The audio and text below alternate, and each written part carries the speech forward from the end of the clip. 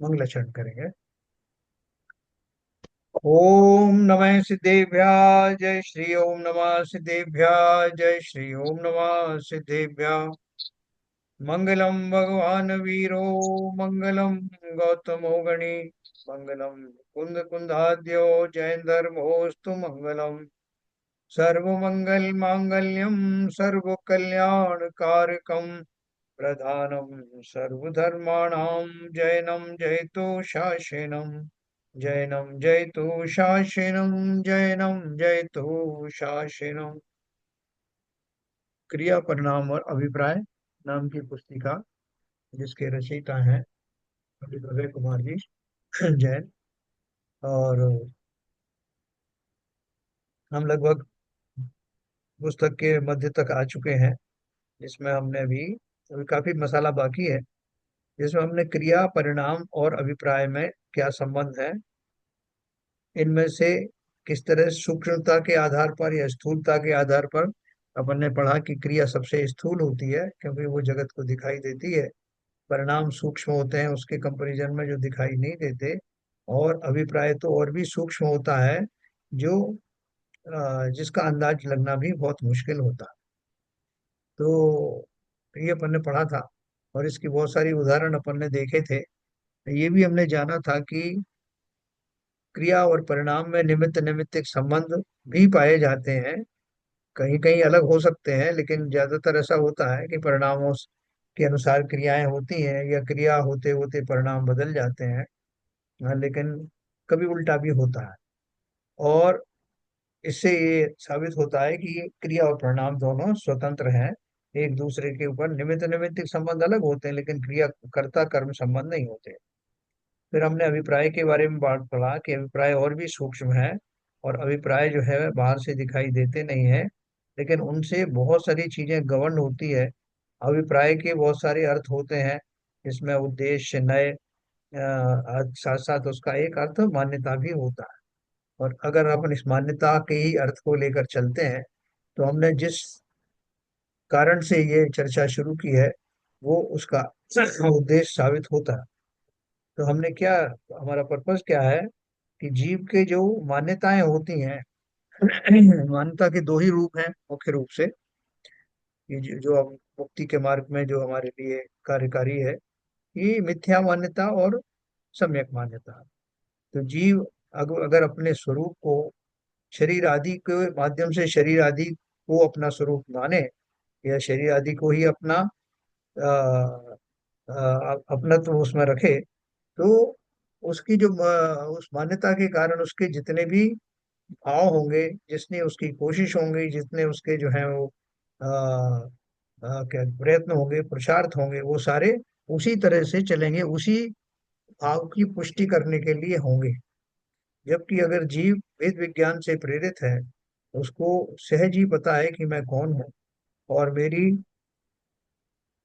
सुख के लिए मुझे क्या साधन करना है, तो वो उसका वो अभिप्राय सम्यक होने के कारण पर्यायों में भी उसका वो प्रकटीकरण उसी तरह होता है।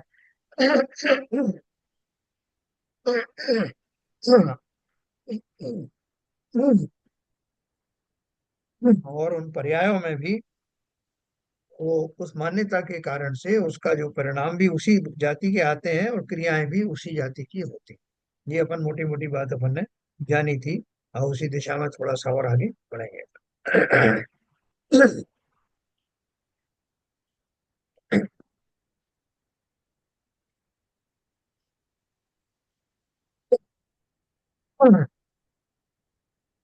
देखो अपन ये पढ़ रहे थे अभिप्राय की सूक्ष्मता।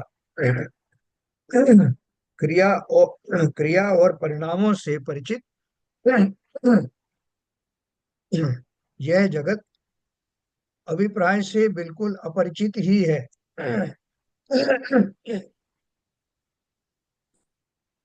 क्योंकि अभिप्राय की धारा परिणामों के तल में बहती है ना? जैसे अपन बोलते हैं अंडर करेंट्स क्या है। अंडर करेंट्स क्या है, मतलब ऊपर से कुछ और धारा दिख रही है लेकिन अंदर से कुछ और चल रहा है। बहुत सारी जगह आप देखोगे उसमें कि पानी में भी दो दो धाराएं चलती हैं। तो अंदर में नीचे कौन सी धारा चल रही है, ऊपर कुछ कौन सी धारा चल रही है, ऐसा होता है। तो ये यही बोल रहे हैं कि परिणाम तो ऊपर से आते हैं, लेकिन उनके पीछे उन परिणामों का सृजन जिस कारण से हो रहा है वो हमारा अभिप्राय है। है ना? जैसे मैंने आपको उदाहरण दिया था वो शकुनी का, कि शकुनी के क्रियाएं तो थी ऐसी दिखाने वाली कि जो कौरवों के फेवर में है ऐसा दिखाई देती थी, बल्कि उनके जो परिणाम थे, उनका जो अ, उनके प्रति जो कौरवों के पांडवों के प्रति दिखाने वाले उनके घृणा के भाव थे और कौरवों के प्रति वात्सल्य के भाव थे, वो उनका प्रदर्शन भी बराबर होता था। मन से, वचन से, काया से, तीनों से वो परिलक्षित होता था। और सभी लोगों को यही लगता था कि ये तो कौरवों के ही हैं, उनके ही हितैषी हैं। सारी क्रियाएं, सारे उनके प्लानिंग सब उसी जाति के होते थे। तो वो सब जो है, लेकिन उससे नीचे एक धारा चल रही थी, और वो थी कौरवों से बदला लेना। सर, इसमें इस पॉइंट पे शकुनी के अभिप्राय तो समझ में आ गया। अभिप्राय तो उसका बदला लेना था। हाँ। बीच की स्थिति है परिणाम। परिणामों में क्या था? परिणामों में भी द्वेष भाव था, तभी तो क्रिया ऐसी हुई। हाँ, तो वही तो मैंने आपको बोला। हाँ, मैं तो यही कह रहा हूँ कि परिणाम भी उसके दिखाई देते थे वैसे, हाँ। परिलक्षित होते थे परिणाम भी। भाव भंगिमाओं से जो परिणाम जाहिर होते हैं ना, जैसे हम किसी को क्रोध आता है तो हमारी आंखें लाल हो जाती हैं, ये सब होता है। Clear, clear.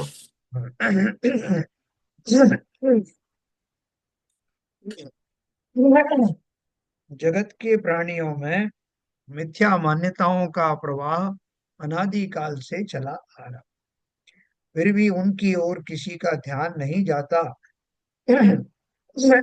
यदि कदाचित वो ख्याल में आ भी जाए तो वह अभिप्राय और परिणाम में भेद नहीं समझ पाता, है ना? देखो, ये दूसरों की बात तो छोड़ो, दूसरे तो हमारा अभिप्राय कभी समझ ही नहीं पाएंगे। ये तो अपनी स्वयं की बात हो रही। हमको स्वयं को भी कई बार मालूम नहीं पड़ता कि मेरे मेरे मुंह से ऐसी बातें क्यों निकलती। मैं इस तरह की बात करते करते फिर मुझे सफाई देनी पड़ती है कि नहीं साहब, मैं एक्चुअली मैं ये नहीं कहना चाहता था, मेरा ये मतलब नहीं था। लेकिन मेरी बातें फिर भी निकलती वैसे ही है।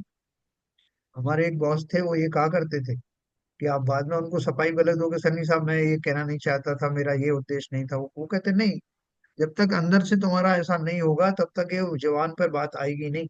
इसलिए कहीं ना कहीं तो वो है। तो इसको अपन अपन गौर से समझें तो वास्तव में यही तो वो नीचे के तल में बहने वाला मेरा अभिप्राय है।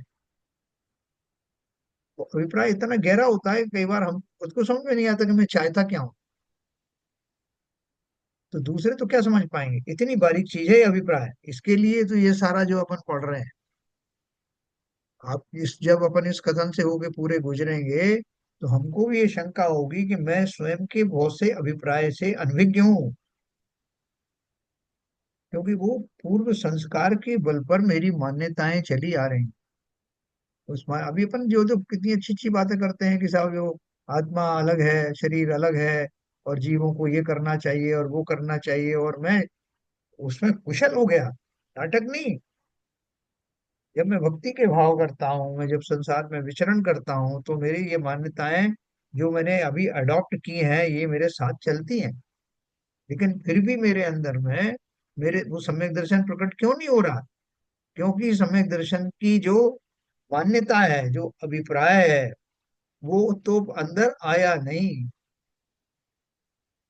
इसलिए वो निशंकादि जो गुण हैं वो प्रकट हुए नहीं। मैं लाख कहता हूँ, मैं अपने प्रवचन में भी कहता हूँ, 10 लोगों को बोलता हूँ, और उस तरह के भक्ति के भाव भी रखता हूँ, लेकिन मेरा वो शरीर के प्रति ममत्व कम होता नहीं। उसके परीक्षण तब होता है जब शरीर के ऊपर में कोई रोग आती आते हैं, कोई संकट आदि आते हैं, तब वह मैं शरीर के प्रति जो मेरा ममत्व है वो जागृत हो जाता है। तब मुझे इस बात का पता चलता है कि वास्तव में मेरा वो अभिप्राय, मेरी वो मान्यता बदली कहाँ है। इसीलिए इसी भाई साहब मान्यता कभी की कभी ये। भाई साहब कभी कभी हम किसी से ऐसी बात कह देते हैं अननोइंगली, जो हम ये कहना ही नहीं चाहते, तो ये भी अभिप्राय से प्रेरित है। हाँ, उसमें किंचित अभिप्राय तो छिपा ही हुआ है। जी। किंचित अभिप्राय, हम कई बार बोलते हैं साहब ये मेरे से मेरी जबान लड़खड़ा गई है, मेरा जो है हाँ, शब्द फिर जो है नहीं, निकल अरे नहीं, हम कहना नहीं चाहते, स्लिप ऑफ टंग था और ये वो। तो मतलब वो भी अभिप्राय है, कहीं कहीं ना सबकॉन्शियस कहीं। माइंड में बैठा हुआ। बिल्कुल बिल्कुल, कहीं ना कहीं वो अभिप्राय में छुपा हुआ होता है। भाई जो यदि मूल बात आपने बताई, हाँ वो तो यही बताई ना कि जो पूर्व संस्कारों से हमारे मिथ्यात्व का परत चढ़ी हुई है, हाँ। उसमें हमें महसूस ही नहीं होता है कि मैं गलत कर रहा हूँ। उसी उसी मिथ्या मान्यता से हम कभी कभी, जो अभी नीरजा जी ने बोला, हाँ, अनजाने में ही अनचाहे भी कभी कभी ऐसी बात कह जाते हैं, जब बाद में उसका संज्ञान आता है तो सोचते हैं हमें ऐसा नहीं कहना चाहिए, फिर उसको व्यक्त भी करते हैं, ऐसा मेरा कहने का कोई उद्देश्य नहीं था। हाँ। तो ये अगर वो मान्यता हमारी सम्यक हो जाएगी, मिथ्यात्व नहीं रहेगा, तो फिर सम्यक दर्शन हो ही जाएगा। देखो, नीरजा जी ने बहुत बढ़िया पॉइंट उठाया है। हम्म। ये जो अपना स्लिप ऑफ टंग या ये सब जो हो जाता है, उसका अर्थ क्या है? कि हम अभी बड़े सावधान होकर के बातचीत कर रहे हैं। तो बुद्धिपूर्वक हम सावधान होने के कारण अपनी तरफ से पूरी सावधानी पूर्वक कुछ कह रहे होते हैं, लेकिन अंदर पड़ा हुआ जो संस्कार है वो अभी सम्यक हुआ नहीं। तो इसलिए हमारा वो जो सावधानी के बावजूद भी कई बार वो असावधानी प्रकट हो जाती है। तब हमको लगता है कि अरे मेरे मुंह से ऐसा बात क्यों निकली। इसीलिए मैं कह रहा हूँ कि कई बार अपने अभिप्राय को हम स्वयं भी समझ नहीं पाते। आपने दो बातें पूर्व विवेचना में बताई थी, जब मिथ्यात्व बोला था, गृहीत मिथ्यात्व, अग्रहित मिथ्यात्व। तो ये जो है, जो बोलते हैं वो अग्रहित अग्रहित मिथ्यात्व की जड़ों की वजह से ही तो इस तरह की घटनाएं होती हैं। देखो, जिनको अग्रहित मिथ्यात्व है, ग्रहित मिथ्यात्व उनके ऊपर ही असर करता या है ना। जो जिनका अग्रहित मिथ्या छूट गया, मतलब वो सम्यक दृष्टि हो ही है। यस। तो अब सम्यक दृष्टि होने के बाद में ग्रहित मिथ्या से उनका सम्यक थोड़ा डामाडोल हो सकता है, ये बात अलग है। लेकिन बाई एंड लार्ज तो फिर ग्रहित सम्यक का असर उन पर होता नहीं। नहीं नहीं, ये। जैसे आप हाँ, आप आप बोलिए। सही बोल रहे हैं। जैसे कभी हम किसी गोष्ठी में बैठे हैं और कोई आर्गुमेंट चल रहा है, और हम भले ही अपने को कोशिश करें कि हम बिल्कुल चुप हैं, बिल्कुल चुप हैं, और हम यदि एक बार बात बोलते हैं तो हमारा पूरा 1 घंटे का पूरी बात में अभिप्राय आ जाता है, और लोगों को काफी उससे मतलब वो पड़ जाता है। तो हम कहते हैं यार, हम तो पूरे टाइम चुप ही थे, एक ही बात तो बोली हमने। लेकिन वो एक बात से ही अभिप्राय इतना खतरनाक होता है कि आदमी को पूरी बात समझ में आ जाती है, और वो फिर उसके हिसाब से विरोधी और प्रतिविरोधी दोनों ही उससे वो हो जाते हैं, इफेक्टेड हो जाते हैं। बिल्कुल बिल्कुल। हम्म। तो जनरली क्या है, जो अग्रहित मिथ्यात्वी है जैसे हम और आप हैं, उनको ही ग्रहित मिथ्यात्व का असर हो करके और वो अग्रहित मिथ्यात्व का आवरण और पुष्ट हो जाता है। तो अब जैसे हमको तो दोनों तरह का मिथ्या छुड़ाना है ना। तो हमको क्या कहा जाता है सबसे पहले कि भैया सबसे पहले उदय कुगुरु कुशास्त्र का सेवन बंद करो, जिससे एक लेयर तो खत्म हो ना। फिर हमारा जो अग्रहित वाला है उसके लिए अपन कोशिश करेंगे, लेकिन ये तुम लेयर पर लेयर चढ़ा रहे हो, पहले से वो नशे में टुन हो और जा करके एक दारू की बोतल और ले आए। तो वो इसलिए पहले ग्रहित मिथ्यात्व के बारे में छोड़ने के लिए कहते हैं। और किनको कहते हैं? कि जो वास्तव में छोड़ना चाहते हैं, जो अग्रहित भी छोड़ना चाहते हैं, तो उनको पहले कहते हैं कि ग्रहित मिथ्यात्व छोड़ो। ये तुमने इसी पर्याय में ग्रहण किया है, इसको ताजा ताजा छोड़ दोगे तो अब जो है हमें जो अनादिकाल से चला आ रहा है उसी को हाँ, उसी को हैंडल करना है। तो मिथ्या दृष्टि जीव के डबल मार पड़ती है।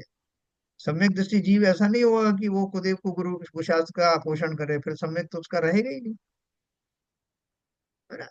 तो इसलिए ये जो दोनों बात है, हमको बहुत सावधानी से अपना अभिप्राय समझना है कि मेरा अभिप्राय वास्तव में क्या है। जब तक वो अभिप्राय नहीं सुधरेगा तब तक ऐसी भूलें होती रहेंगी।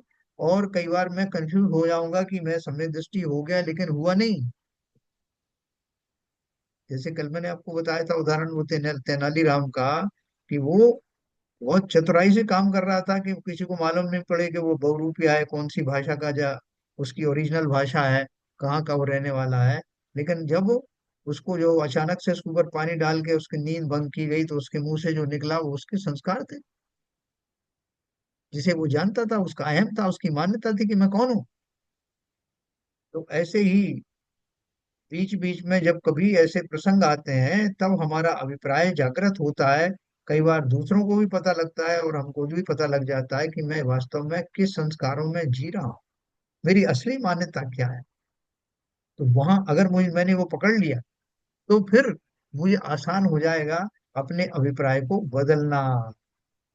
अभी तो मुझे पता ही नहीं कि मुझे बदलना क्या है, मैं स्वयं ही भ्रमित हूँ। भाई साहब, रोज मंदिर जाता हूँ सुबह शाम, 1 घंटे प्रवचन सुनता हूँ और दिन भर जो है सीडी फीडी सब सुनता रहता हूँ। मैं तो कहीं से कुछ कमी है ही नहीं, लोगों से भी अच्छी अच्छी बातें करता हूँ, लेकिन इतने मात्र से अभिप्राय बदलता नहीं। और नहीं बदलता तो इसीलिए मैं भव के भव निकलते चले जा रहे हैं। सुबह होती है, शाम होती है, जिंदगी यूं ही तमाम होती, इसीलिए चल रहा। तो इसलिए ये जो विषय है, भले ही वो छोटे से ग्रंथ ग्रंथ तो कहेंगे ही नहीं, एक पुस्तिका है जो ग्रंथ के ऊपर आधारित है, लेकिन उसमें जो माल है उससे हमें स्वयं को की खोज करने में बहुत ज्यादा मदद मिलेगी। मेरा अभिप्राय क्या है? सभी मिथ्या दृष्टि जीवों का की मान्यता खोटी है, तो ये तो अपन सब जानते हैं। तो उस मान्यता का ही सारा जितना भी जो आपके परिणाम आ रहे हैं, क्रियाएं आ रही हैं, वो सब उस मान्यता के कारण ही आ रही हैं। इसलिए वो निरंतर बंध का कारण बनता जा रहा। अभिप्राय के सम्यक होते ही परिणाम भी अच्छे आने लगेंगे और क्रियाएं भी अच्छी होने लगेंगी। कहते हैं ना कि जिनके ऊपर ऊपर से अपन बोलते हैं कि जिन जो निरंतर शुभ क्रियाओं में लगे रहते हैं उनको रात को भी सपने आते हैं कि मैं मंदिर में गया, मैंने अभिषेक किया, पूजन की, मुनियों के दर्शन किए, ऐसे सपने आते हैं, उसी प्रतीक स्वरूप आते हैं। या जिनको जो कषायों से ग्रस्त हैं, जो किसी न किसी का अनर्थ करना चाहते हैं, उनको उसी तरह के सपने आते हैं। स्वयं भी आता है, किसी ने मुझे गोली मार दी, फिर कोई ने मेरा ये कर दिया, मैं उसे ही उसका ये कर रहा हूँ, उसी जाति के भाव आते हैं। तो ये तो ऊपर ऊपर की स्थूल दशाएं हैं। अभिप्राय जहाँ सम्यक होगा वहां उनके, जैसे बोलते हैं ना, भरत चक्रवर्ती के कपड़े उतरते उतरते केवल ज्ञान हो गया। इन शब्दों को आप याद करें। तो उतरते उतरते का अर्थ क्या है? वो क्रियाओं से नहीं हुआ कि साहब उन्हें जल्दी से उतार दी इसलिए हो गया, परिणाम चल रहे थे अंदर। वो मान्यता तो टूट ही चुकी थी। वो मान्यता का टूटना और वैराग्य का वृद्धिंगत होना, ये इतना ज्यादा हुआ कि वो वस्त्र आदि कब छूट गए पता ही नहीं चला। तो सर ये परिणाम ये वाला स्वरूप है ना, ये अभिप्राय अभिप्राय का दूसरा स्वरूप है। उनकी मान्यता में मिथ्या था ही नहीं। मिथ्यात्व निकल गया, पहले ही हाँ। निकल गया। मिथ्यात्व तो पहले ही निकल गया था। तो ये खाली मैंने उदाहरण दिया कि वो अभिप्राय सम्यक होने के बाद में फिर जीव को कोई समय नहीं लगता, उसकी भाव भंगिमाएं, उसके परिणाम, उसकी क्रियाएं, वो सारी क्रियाओं से मैंने कनेक्ट किया उसको, उसकी क्रियाएं भी उसी रूप में होती हैं। वस्त्र आदि का उतारने का भी उनको भाव नहीं आया, अपने आप ही अनबटन होते चले गए सब वस्त्र, ऐसा। तो यदि जगत के प्राणियों में मिथ्या मान्यताओं का प्रवाह अनादि काल से चला आ रहा है, फिर भी उनकी ओर किसी का ध्यान नहीं जाता, यदि कदाचित वह ख्याल में आ भी जाए तो वह अभिप्राय और परिणाम में भेद समझ नहीं पाता, है ना। अभिप्राय और परिणाम में क्या भेद है? अपन तो सोचते हैं कि साहब मेरे भाव आ गए, साहब क्या कर सकते हैं, लेकिन भाव ऐसे ही नहीं आ गए। तो अपन उसको ऊपर ऊपर समझते थे, बोलते साहब अब कोई ऐसा कोई कर्म का उदय आ गया होगा, तो कर्म के उदय आने में ऐसे भाव आ गए। इसमें कोई शक नहीं है, कर्म का उदय भी अपनी जगह पे सही है, लेकिन वो कर्मों की संतति निरंतर इसी जाति की उदय में आएगी, क्योंकि कर्म उसी रूप में ग्रहण किए गए हैं, उसी रूप में सत्ता में पड़े हैं, उनमें कोई संक्रमण आदि हुआ नहीं है, तो वो उसी रूप में उदय में आते हैं। कर्म सिद्धांत कहीं गया नहीं है। लेकिन अगर मेरी दृष्टि बदल गई, तो अपन ने जो पढ़ा था अभी पहले, उसका जो उज्ज्वला शाह की किताब पढ़ी थी जो पंचलब्धि, उसमें क्या पढ़ा था कि अगर मेरे परिणाम या मेरा अभिप्राय ही बदल गया तो सत्ता में पड़े हुए कर्मों में भी संक्रमण होता है, उनकी उदीरना होती है। उनमें जो है वो कमी और ज्यादा होता है, ज्यादापना भी होता है। उनकी स्थिति कम ज्यादा होती तो कैसे होती? क्योंकि अब मेरे अभिप्राय में बदलाव आ गया, मेरी मान्यता बदल गई। सम्यक दृष्टि होते ही क्या बनता है? कोड़ा कोड़ी सागर रह जाती स्थिति, कहाँ से आता है वो सब? तो वो वही है सम्यक दृष्टि होना, अर्थात मान्यता बदलना। मान्यता के बदलते ही मेरा परिणाम भी बदलते हैं, क्रियाएं भी बदलती हैं, और फलस्वरूप मेरा मुक्ति का मार्ग निकट आ जाता है। जिस प्रकार कार पहियों द्वारा सड़क पर दौड़ती है, परंतु स्टीयरिंग के द्वारा उसकी दिशा सुनिश्चित की जाती है, उसी प्रकार परिणाम अभिप्राय से भिन्न होने पर भी परिणामों की दिशा अभिप्राय द्वारा सुनिश्चित की जाती है। क्या बढ़िया बात कही। क्या बोल रहे हैं? जिस प्रकार कार पहियों द्वारा सड़क पर दौड़ती है, परंतु स्टीयरिंग के द्वारा उसकी दिशा सुनिश्चित की जाती है। चल तो रही है पटरी पर, लेकिन कहाँ से घूम रही है, उसका जब मोड़ आएगा तो उसको कौन घुमाएगा? तो उसके लिए आप स्टीयरिंग लगाते हैं। तो वो स्टीयरिंग क्या है? परिणाम अभिप्राय से भिन्न होने पर भी परिणामों की दिशा अभिप्राय द्वारा सुनिश्चित की जाती। मान्यता मेरी अगर बदल गई तो मेरे परिणाम भी निश्चित ही बदल जाएंगे, है ना? परिणाम आ रहे हैं सब कुछ। लेकिन वो देखो, जब कर्मों की जाति बदल गई, पाप प्रकृतियां बदलकर पुण्य प्रकृतियां हो गई, और इतनी दीर्घकालीन स्थिति घट करके इतनी रह गई, तो वो सब किस वजह से हुआ? अपन जो बोलते हैं ना, शुभ भाव और शुद्ध भाव में क्या अंतर है? अशुभ तो अपन जानते ही हैं। शुभ भाव वो स्टीयरिंग नहीं है। शुभ भाव तो मेरे जो भी पूर्व संस्कार थे, उनमें भक्ति आदि के भाव थे, शुभ भाव थे। अशुभ के से विरोधी भाव जो थे वो शुभ भाव थे। लेकिन उनसे काम हो नहीं रहा था। जो अपन ने 10 प्रकार के बंध वो पढ़े, 10 करण पढ़ा बंद होने के बाद कर्म का, वो उदय और वो संक्रमण आदि जो पढ़े अपन ने, उदीर्णा आदि, वो सब कैसे होते हैं घटित? क्योंकि मेरे परिणाम अब उस अनुसार चल रहे हैं, क्योंकि मेरी मान्यता बदल गई। मान्यता के बदलते ही ये सारा हुआ। बदलने की बात तो दूर, बदलने से पहले होने वाला सम्यक सन्मुख मिथ्या दृष्टि के ही कितने ही कर्मों की निर्जराएं हो जाती है। स्थिति बंधापसरण अपन ने पढ़ा, प्रकृति बंधापसरण अपन ने पढ़ा, अनुभाग का भी अपन ने पढ़ा। तो ये सब कहाँ से होता है? ये उसी का फल है कि जैसे ही मेरा चिंतन बदला, सम्यक सन्मुख मिथ्या दृष्टि कौन है? उसका चिंतन बदल गया। अगर वो वापस थोड़ा सा उसका चिंतन जाएगा तो मिथ्या दृष्टियों में शामिल हो जाएगा। इसलिए वो जो अभिप्राय है, उसके ऊपर पैनी नजर रखना कि मेरा अभिप्राय अभी क्या चल रहा है वर्तमान में। अकेले में पूछना अपने से, अकेले में ये प्रश्न करना कि मैं क्या चाहता, क्या हूं, आखिर में क्या चाहता हूँ, मेरे अंदर में क्या बस रहा है। तो हमारे पास जवाब आएगा कि क्यों, खुद के प्रति ईमानदार रहना, किसी को बताने की जरूरत तो है नहीं। एकांत में ही अपना अभिप्राय अपने से जानना। नहीं साहब, मैं तो बिल्कुल मेरा अभिप्राय क्लियर है। क्या अभिप्राय है? कि मुझे मोक्ष जाना है। अरे मोक्ष तो जाना है, ये भी अभी सुपरफिशियल स्थिति है। क्योंकि शास्त्रों में इतना पढ़ा है, जगह जगह पे इतना सुना है, इसलिए मुझे मुक्ति जाना है। लेकिन क्या मैं उस मोक्ष का स्वरूप जानता हूँ? कि वहां आपको खाना पीना ये सब इस तरह की चीजें नहीं मिलेंगी, इस तरह के पंचेंद्रिय के भोग आदि नहीं मिलेंगे। अब बोले नहीं साहब, वो तो मुझे मालूम है कि नहीं मिलेंगे, मगर ठीक है साहब, तो मोक्ष ही जाना है।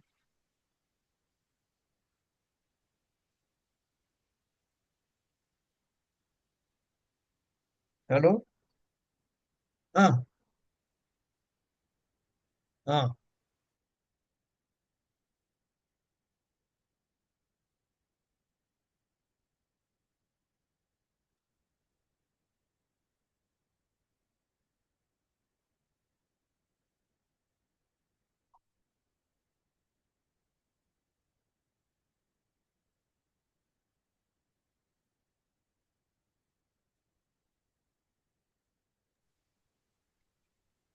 तो जब तक अभिप्राय, देखो वो जो मैंने आपसे बात कही उसी की आगे बात लिखी है उन्होंने। जब तक अभिप्राय में देहादि में अहम बुद्धि रहती है, तब तक परिणामों की धारणा पर पदार्थों की ओर ही बहती है।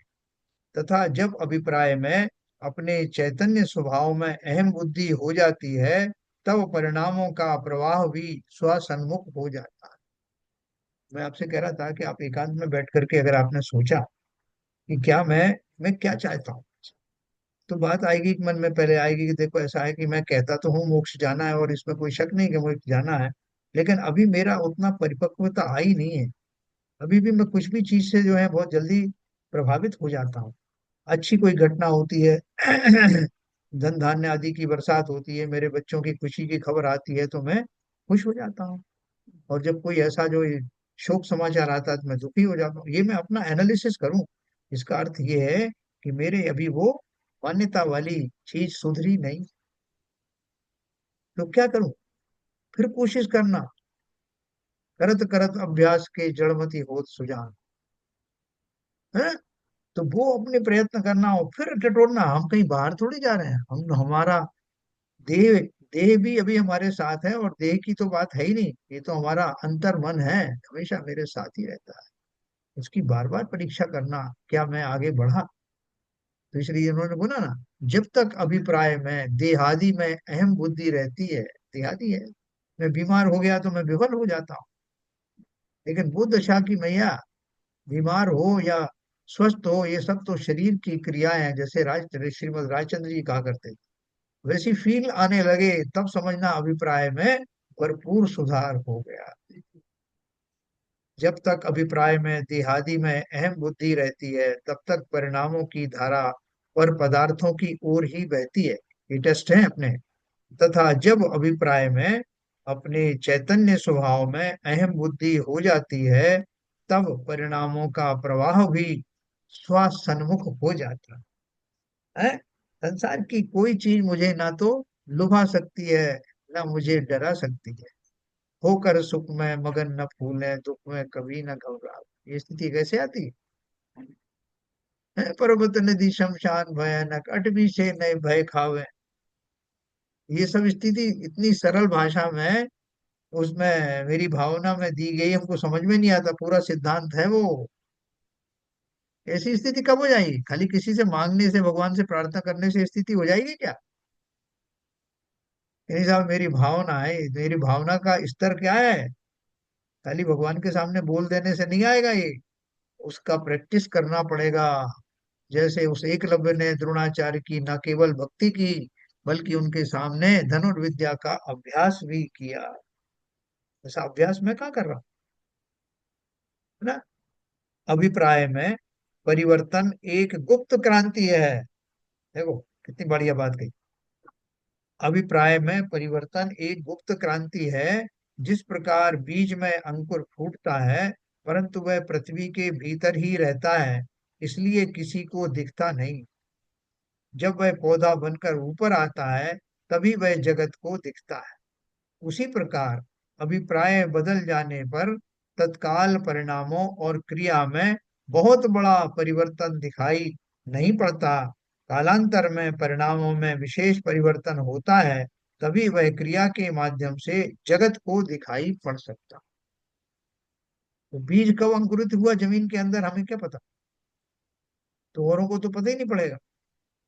जब वो बाहर अंकुरित होकर के बाहर दिखाई देगा, अप्रिशिएबल, उसमें कोई सिग्निफिकेंट चेंज होगा, तभी लगेगा कि वो पौधा उग रहा है। अपन क्यारी में अपने लगाते हैं ना, कोई पौधा लगाया, पहली बार आम का लगाया, किसी का लगाया, अब लगा करके हमको पता नहीं कि वो उगेगा भी कि नहीं, लेकिन रोज इंतजार करते हैं। फिर एक दिन जो वो धरती को फोड़ करके बाहर आता है, और तो हम बहुत खुश हो जाते हैं कि देखो मैंने जो पौधा लगाया था वो पल्लवित हो गया।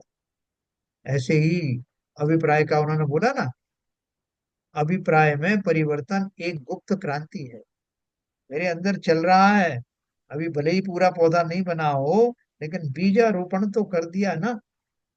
जिस प्रकार बीज में अंकुर फूटता है, परंतु वह पृथ्वी के भीतर ही रहता है, इसलिए किसी को दिखता नहीं। जब वह पौधा बनकर ऊपर आता है, तभी वह जगत को दिखता है। उसी प्रकार अभिप्राय बदल जाने पर तत्काल परिणामों और क्रिया में बहुत बड़ा परिवर्तन दिखाई नहीं पड़ता। कालांतर में परिणामों में विशेष परिवर्तन होता है, तभी वह क्रिया के माध्यम से जगत को दिखाई पड़ सकता है। देखो, इन्होंने तीनों चीजें इसमें खड़ी कर दी। क्या किया? अभिप्राय बदल जाने पर तत्काल परिणामों और क्रिया में बहुत बड़ा परिवर्तन दिखाई नहीं पड़ता। तो फिर क्या होता है? कालांतर में परिणामों में अभिप्राय बदल गया तो अब क्या बदलेगा? परिणामों में विशेष परिवर्तन होता है। लेकिन अभी भी लोगों को थोड़ी मालूम पड़ा। तब कब मालूम पड़ेगा? तभी वह क्रिया के माध्यम से जगत को दिखाई पड़ सकता है। और जिन लोगों को परिणाम बदलना है, उन्हें इस बात की कामना नहीं रहती कि दुनिया जाने जल्दी से कि वो कितने बदल गए हैं। दुनिया को दिखाना तो जरूरी है ना कि साहब मैं सम्यक दृष्टि हो गया, नहीं। जो वास्तव में जिनको अभिप्राय बदलना है, वो अपने बदले हुए अभिप्राय के साथ में स्वयं ही विचरण करते हैं। किसी को दिखाने का भाव नहीं करते कि लोग जान जाए कि मैं अब क्या हो गया। लोग तो अपने आप जान जाएंगे। आप अपने कार्यशैली में करते रहो, अपने आप ही जगत को मालूम पड़ेगा। मालूम पड़े या ना पड़े, मैं तो अभी किसी प्रशंसा का आकांक्षी रहा ही नहीं। इस प्रकार अभिप्राय परिणामों से भी अधिक सूक्ष्म वृत्ति है, जो जिनागम के आलोक में विशेष प्रयत्न पूर्वक निरीक्षण करने पर ही हमारे ख्याल में आ सकती है। अब हम क्या करें? अपना जो अभिप्राय है हमारी समझ में तो आ नहीं रहा है, तो किसी सामने वाले को बोलेंगे भैया तू मेरा अभिप्राय देख के बताना, मेरा अभिप्राय कैसा है। वो कहेगा मुझे क्या पता आपके अंदर क्या चल रहा था। मैं तो आपके जो पल पल बदलने वाले परिणाम हैं उन्हीं को नहीं पकड़ सकता, तो अभिप्राय को तो क्या पकड़ूंगा। तो मैं ही वो पारखी हूँ जो अपनी विशेष पैनी दृष्टि के द्वारा, बार बार चिंतन के द्वारा, बार बार अपने जो परिणाम आते हैं उनके माध्यम से इस बात का पता लगाएंगे कि अंदर में चलता क्या है, मैं चाहता क्या हूँ। ये जानना बहुत जरूरी है। इसको छोड़ना मत बाई चांस, साहब जैसा होगा वैसा कर लेंगे सब समय में। नहीं भैया, एक अभिप्राय की भूल ही तो मिथ्या दृष्टि पना है। शब्द बदल गया है, लेकिन मिथ्या दृष्टि कहने का जो हम समझते थे मिथ्या दृष्टि सम्यक दृष्टि, वो है क्या? अभिप्राय की भूल ही तो मिथ्या दृष्टि पना कहलाता। तो प्रश्न पूछा उन्होंने, अभिप्राय को समझने के लिए हमें किस प्रकार का प्रयत्न करना चाहिए? है ना, देखो सीधा सीधा दिया उत्तर। देखो, दैनिक जीवन में अपने जो भी परिणाम होते हैं, हम उनमें प्रश्न चिन्ह लगाएं कि वे क्यों होते हैं। हैं? जैसे हम पूजा क्यों करते हैं, ये बहुत बढ़िया बात दी है। देखो, प्रश्न चिन्ह लगाएं कि वे क्यों होते हैं। जैसे हम पूजा क्यों करते हैं, अपना क्वेश्चन आंसर खुद ही बता। इस प्रकार परिणामों के सामने क्यों लगाकर उसका कारण खोजा जाए, फिर जो उत्तर आए उसमें भी क्यों लगाया जाए। इस प्रकार दो चार बार प्रश्न चिन्ह लगाकर विचार करने से जो अंतिम उत्तर होगा वो हमारे अभिप्राय को बताएगा। देखो कितना बढ़िया है ना, एक आपको टूल दे दिया, इसको तुरंत कार्यान्वित करना। उदाहरणार्थ निम्नांकित प्रश्न उत्तर देखें। प्रश्न है, हम व्यापार क्यों करते हैं? उत्तर आया, धन कमाने के लिए। धन क्यों कमाते हैं? भोग सामग्री जुटाने के लिए। भोग सामग्री क्यों जुटाते हैं? सुखी होने के लिए। इससे यह सिद्ध हुआ कि हम भोगों में सुख मानते हैं। यह मान्यता ही हमारा अभिप्राय है। यह अभिप्राय सही है या गलत, इसकी मीमांसा एक अलग विषय है, जिसकी चर्चा शास्त्रों में अनेक स्थलों पर की गई है ना। समझ गए ना क्या होगा साहब? ये भोग आदि में सुख नहीं है, ये नहीं कहूँ ना सुख संसार में सब जब देखा छान, मुझको न मिला सुख क्षण भर भी कंचन कामिनी प्रासादों में। जगह जगह लिखा हुआ है। लेकिन मेरे ही में से मुझसे कोई क्वेश्चन पूछे, अभी कोई आदमी रिटायर हो गया, तो रिटायर हो गए तो बोले भैया तुम्हारे तुम्हारे सब लोग अच्छे सेटल हो गए, तुम्हें पेंशन आती है, जो भी आता है, तुम्हें धन की कहाँ आवश्यकता है? बोले नहीं वो तो नहीं है साहब। तो फिर तुम ये पार्ट टाइम जॉब करते हो, कहीं कुछ करते हो, ये क्यों करते हो? तो बोले साहब ऐसा है कि मन लगाने के लिए करता हूँ। थोड़ा मन भी तो कहीं लगना चाहिए। तो फिर वो बोलेगा कि मन क्यों नहीं लगता, इन्हीं क्रियाओं में मन क्यों लगाना चाहते हो? क्यों? क्योंकि इन क्रियाओं को कहीं ना कहीं आनंदमय मानता हूँ। समय लगाने के तो बहुत सारी चीजें हैं समय खर्च करने के लिए। तो मैं इन्हीं क्रियाओं को भले ही मैं जो है पैसा कमाना मेरा उद्देश्य ना होगा, वो आप बोलोगे सब साइड में पैसा आ रहा है वो किसको बुरा लगता है, लेकिन मेरा मेन उद्देश्य है समय को व्यतीत करना। तो समय व्यतीत इस तरह से करोगे तो, अगर ज्ञानी है तो, राग द्वेषों का बढ़ाना होगा कि नहीं होगा? इससे आपकी निरंतर जो न चाहते हुए अनवांटेड रूप से आपकी राग और द्वेषों में वृद्धि होगी। इन लोगों के संपर्क में आओगे, पैसा कमाना ऐसे ही थोड़ी होता है। कभी कम दे दिया तो आपका जो भाव जागृत होगा, यार पिछली बार तो इतना मिला था, जबकि आपको कुछ करना नहीं उन पैसे। तो जब भी आप अनुभवों के द्वारा प्रश्न करोगे कि मैं ये क्यों कर रहा हूँ, तो उत्तर स्वयं आ जाएगा कि मैं उन्हीं क्रियाओं को दोबारा रिपीट करना चाहता हूँ। कहता मैं यही हूँ कि मुझे अब क्या जरूरत है। तो यहाँ यही बोल रहे हैं। इस प्रकार क्यों कब तक लगाएंगे, यह तो अंतहीन प्रक्रिया हो जाएगी। प्रश्न में बोला किसी ने, उत्तर दिया क्यों लगाते लगाते जब प्रयोजन भूत सात तत्व के बारे में हमारी मान्यता स्पष्ट हो जाए, तो समझिए कि हमें अभिप्राय का पता चल गया। फिर उसके बाद क्यों लगाने की आवश्यकता नहीं है। इस प्रक्रिया का विशेष स्पष्टीकरण आगे यथास्थान और भी किया जाए। ये हमारे पर बहुत बड़ा उपकार है, हमने आगे भी बताया कि कैसे करो।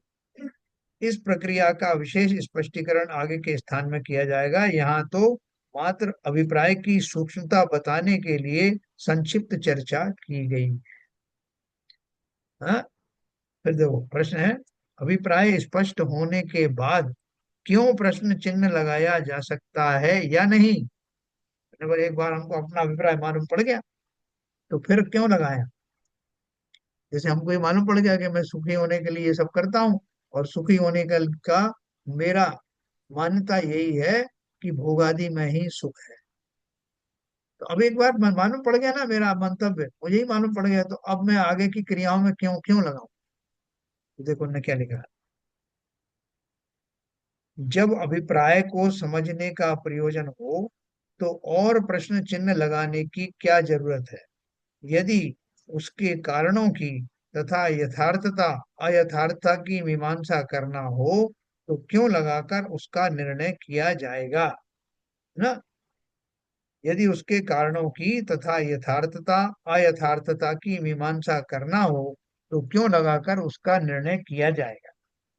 मतलब क्या है कि वो वास्तव में वो सही है या गलत है, मेरी मान्यता सही है या गलत है, उसको साबित करने के लिए हम और भी प्रश्न लगाएंगे। जैसे मैंने कहा, ऊपर लिखा सुखी होने के लिए भोग सामग्री क्यों जुटाते हैं, उत्तर सुखी होने के लिए। तो फिर मैं इसमें और प्रश्न कर सकता हूँ कि क्या मैं इनसे सुखी हो जाऊंगा? क्या भूतकाल में जितने जीव सुखी हुए वो भोगादि के कारण हुए? तो उत्तर आएगा कि नहीं, भोगादि से नहीं। तो फिर किससे हुए? करते करते आपको अपने मंजिल तक पहुंच ही जाओगे। अभिप्राय स्पष्ट होने के बाद, हाँ, ये हो गया। फिर प्रश्न है, क्या हमारी वाणी या क्रिया के माध्यम से अभिप्राय भी व्यक्त होता है? हैं? अभी नीरजा जी की जो प्रश्न है देखो उसका उत्तर उत्तर आएगा। क्या पूछा उन्होंने, क्या हमारी वाणी या क्रिया के माध्यम से अभिप्राय भी व्यक्त होता है? उत्तर दिया हाँ, कभी कभी ऐसा भी होता है। एक बार रामलीला में हनुमान के अभिनय करने वाले पात्र को अशोक वाटिका में आकाश मार्ग में से प्रवेश करके सीता जी को रामचंद्र जी की मुद्रिका देने का अभिनय करना था। एक तरफ रस्सी रस्सी से कूदने की व्यवस्था की गई थी। अभिनय करते समय उसके कूदने के कुछ समय पहले रस्सी टूट गई और वो गिर गया। सीता जी का पात्र समझ नहीं पाया कि रस्सी टूट गई है, अतः उसने अपना संवाद बोलना प्रारंभ किया, हे भ्राता, आप कौन हैं? परंतु वो व्यक्ति गुस्से से बोला, भ्राता वाता कुछ नहीं, पहले ये बता कि रस्सी किसने काटी। है। तो वो अपनी वर्तमान एक्टिंग, अपना वो उस समय का अभिनय सब भूल गया। उसके तो अंदर जो गुस्सा चल रहा था कि मुझे पता करना है कि मुझे किसने पटका। मतलब वो टेम्परेरी अभिप्राय की बात है। तो हम यह विचार, यहाँ हम विचार करें कि वो व्यक्ति ऐसा क्यों बोला। वह स्वयं को हनुमान नहीं अपितु रमेश सुरेश आदि व्यक्ति के रूप में ही मानता है। अतः उसकी वाणी में उसे उत्पन्न हुए क्रोध के साथ साथ उसकी मान्यता भी झलक रही है। अगर हनुमान मानता तो मैं थोड़ी, मेरी रस्सी काहे को कटती, उसका वो भाव ही नहीं होते। लेकिन मान क्या रहा है कि मैं सुरेश, आज तक किसी ने मेरे को ऐसा तंग नहीं किया जैसे आज किया, रस्सी काट दी मेरी। तो वो उसकी क्रिया के माध्यम से, उसकी वाणी के माध्यम से, उसके अंदर में पनप रहे वो जो क्रोधादि के भाव थे वो, और मान्यता ये है कि मैं सुरेश हूँ, मेरी रस्सी काटी गई। तो मान्यता वो थी, और उसका मानते या नहीं अभिप्राय वो था, और परिणाम उसका जो गुस्सों का था वो उसकी वाणी के माध्यम से बाहर आ गया, है ना। इस प्रकार अनेक प्रसंगों में हमारा अभिप्राय भी वाणी या क्रिया के माध्यम से व्यक्त हो जाता है। क्या नीरजा जी, आपका क्वेश्चन कुछ ऐसा ही था ना, मिला हुआ। जी, यही था मेरा। हाँ, सब होता है। तो यहाँ तो इन्होंने एक क्षणिक बात बताई कि रस्सी किसने काटी। हम तो अनादिकाल से अपनी रस्सी काटने वालों को खोज रहे हैं। जिन जिन ने हमें तंग किया है वो सब भाव हमारे भरे पड़े हैं, और हमारा मन है कि उनसे सबसे बदला लेना है। इन्हीं अभिप्राय के कारण से जीव मर करके नरक में जाता है। जिनके झगड़े यहाँ सेटल नहीं होते, यहाँ की अदालतों में सेटल नहीं होते, यहाँ की कोई पंचायतों में सेटल नहीं होते, वो सब मर करके वहां जाते, वहां दो दो दो हाथ करते हैं। और उनकी कषाएं इतनी दीर्घकालीन होती हैं कि उनको सागरों का बंध होता है। पूरे अरमान निकाल लो भैया, जितनी कषाएं हैं तुम्हारी, लेकिन वो अंतहीन कषाएं होती हैं। अगर जीव इस बीच में कुछ सम्यक दृष्टि हो गए वो तो निकल जाते हैं, लेकिन बाकी तो नरकों पे नरक, नरकों पे नरक चलते रहते हैं। तीसरे नरक से निकला जीव फिर चौथे नरक में चला गया, चौथे से पांचवे में चला गया। फैसले नहीं हो रहे हैं। क्यों? क्योंकि अभिप्राय की भूल है कि बदला तो लेके रहूंगा। ये तो पीढ़ी दर पीढ़ी सिखा सिखा के जाते हैं, मरते हुए माँ बाप अपने बच्चों को कह के जाते हैं, बेटा ये अपने शत्रु हैं सामने वाले, इनसे बदला जरूर लेना। हमारा तो भविष्य खत्म हुआ ही हुआ, इनको भी, इनका भी भविष्य खत्म करके जा रहा है। तो ये जो हमारे परिणाम कहीं ऐसे दूषित परिणाम तो नहीं बन रहे कि किसी पे हमारा वश नहीं चल रहा है, किसी ने हमारा धन हरण कर लिया और हम बिल्कुल सही थे, तो हमारे मन में इतने तीव्र कषाय कषाय के भाव आए मरते मरते हुए कि तुम्हें तो अगले जन्म में देख लूंगा। तो अगला जन्म ऐसे ही मिलेगा जिसमें ऐसे ही द्वेषपूर्ण भाव के बीच में आपका जन्म होगा, और उन जीवों से आपकी मुलाकात होगी, और आप अपने उन कषायों के, पूर्वबद्ध कषायों का के कारण से बदला लेने के अभिप्राय से सारी कार्यवाहियां करेंगे। ये बहुत खतरनाक है। इसलिए इन प्रश्नों का जवाब स्वयं देना कि मेरे ऐसे परिणाम क्यों आते हैं। दो व्यक्ति हैं, उनमें आपस में विवाद हो जाता है, तो उनका चिंतन जो है एक उग्र होता चला जाता है। क्यों? कि उधर वो नेगेटिव सोच रहा है, इधर ये भी नेगेटिव सोच रहे हैं, और दोनों की टेलीपैथी होती है। उसके नेगेटिव भाव मेरे अंदर अपने नेगेटिविटी का निमित्त बनते हैं, और मेरी नेगेटिविटी उसका निमित्त बनती है। तो जो थोड़े से समझ जाते हैं, जैसे मैं चंदन के व्यापारी का मैंने आपको बताया था, जो थोड़े समझदार होते हैं वो क्या करते हैं, अपने भावों में समता लाने का प्रयत्न करते हैं, और फलस्वरूप वहां भी सुधार होने लगता है। फिर वहां से जो भाव आते हैं तो इसमें और सुधार होने लगता है। ऐसा इंटरप्रेट करते करते एक दिन दोनों क्षमा मांगने के लिए सामने खड़े हो जाते हैं। कैसे परिवर्तन हुआ। और ये जो समता के भाव धारण करने का जो मंत्र है, हमने कहाँ से सीखा। ये इसी तरह का जो हमने जो देशना सुनी, उससे ही हमें पता लगा कि अभिप्राय की भूल जन्म जन्मांतरों तक मुझे फेरती रहती। इसलिए अब तो सुधर जाओ, क्या साथ जाने वाला है, किससे बदला ले लोगे, क्या कर जाओगे। है, सारा कुछ इसी ब्रह्मांड में रह जाने वाला है, हाथ कुछ जाता नहीं।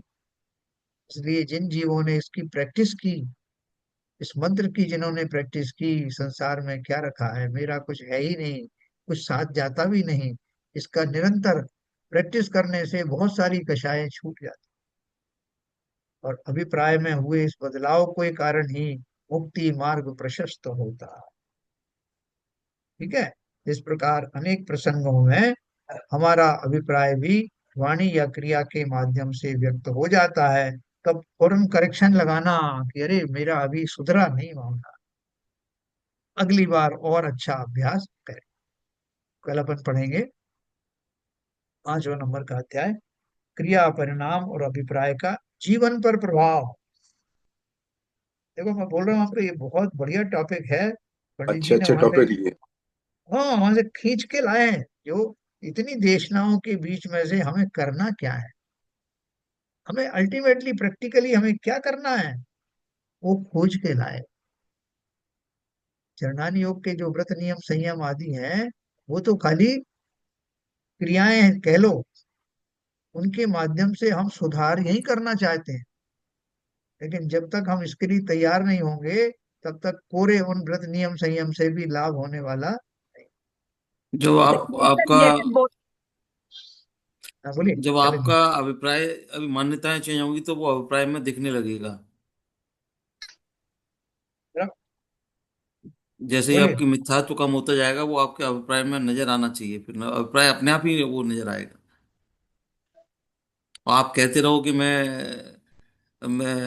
सम्यकदर्शी हो गया हूँ, लेकिन वो अभिप्राय से ही पता लग जाएगा आपके। बिल्कुल बिल्कुल सही कहा। नीरजा जी कुछ बोल रही थी।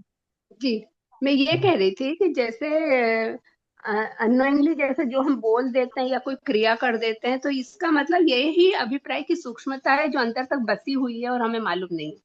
यस, बिल्कुल सही है। तो वही तो अपन जो, हमारे जो प्रोफाउंड संस्कार हैं पड़े हुए हैं, जी। मिथ्यात्व की जो परत चढ़ी हुई है, वो आप सही कह रही हैं, वही तो असली चीज है। जी।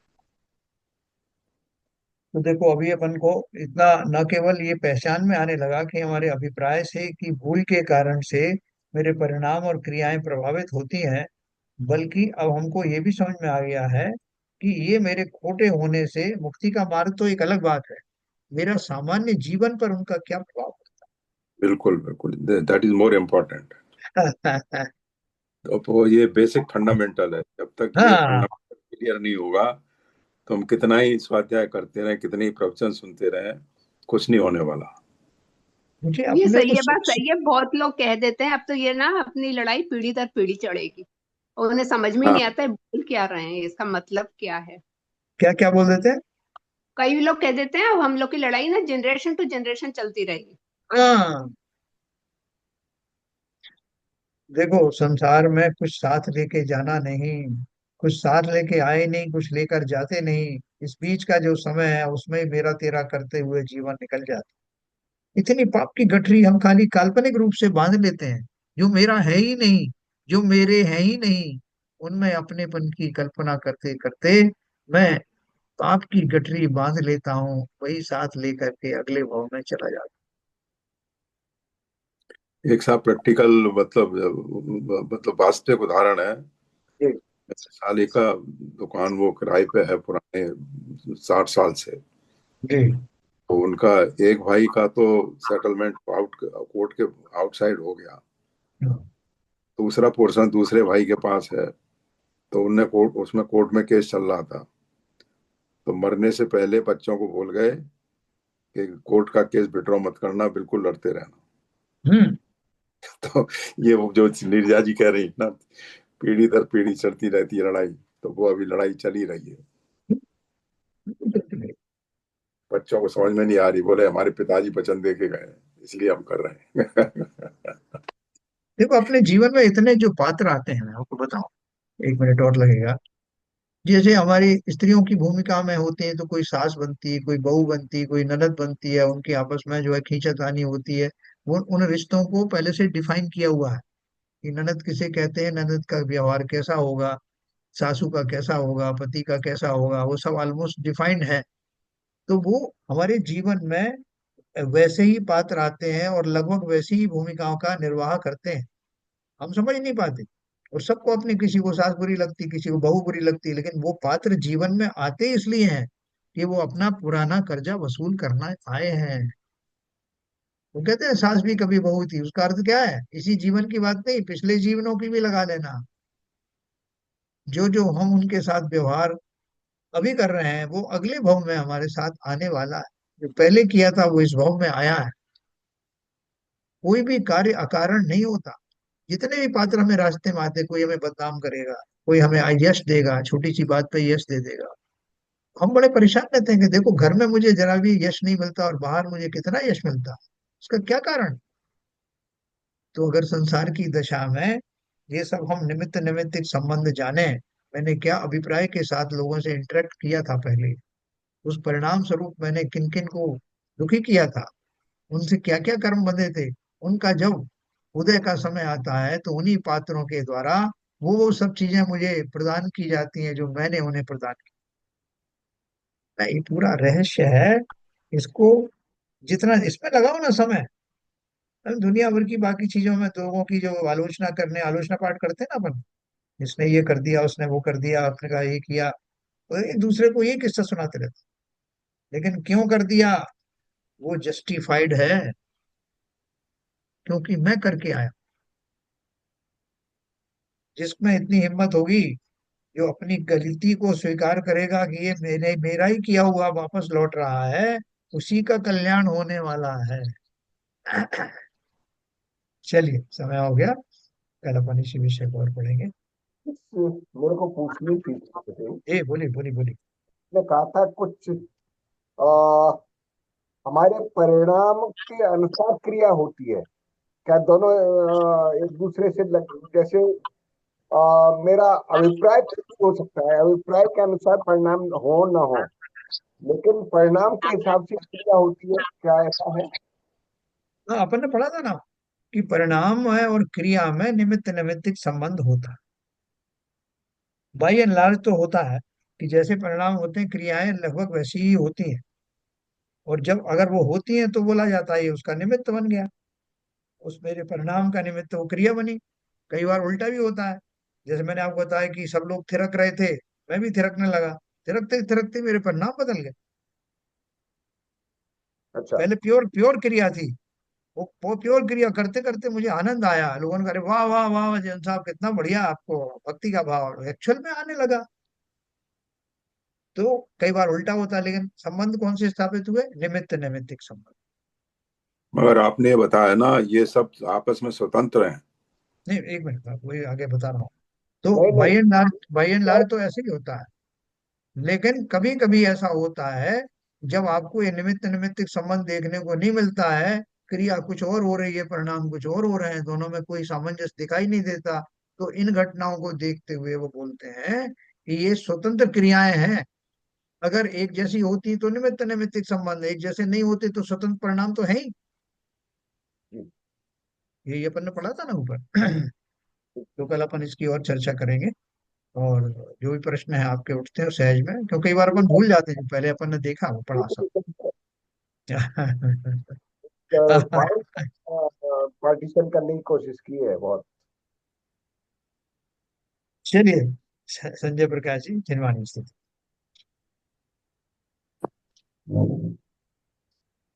मिथ्यात्म में नाश वे को ज्ञान के प्रकाश वे को अपरिभाष वे को भानु से बखानी है। चाहूं द्रव्य जान वे को बंद विधि भान वे को स्वपर पहचान वे को परम प्रमाणी है। जहाँ अनुभव बताए वे को सताए वे को भव्य उदयानी है। जहाँ तहाँ तार वे को पार के उतार वे को सुख विस्तार वे को यही जिन्हें बानी है। हे जिनवानी भारती तो हे चकुंदिन रहे, जो तेरी शरणा गए तो पावे सुख चैन। या वाणी के ज्ञान से सूझे लो कालो, सुवाणी मस्तक धरो सदा देते दो, सदा देते दो। जिनवाणी माता की जय। कार्य शुरू।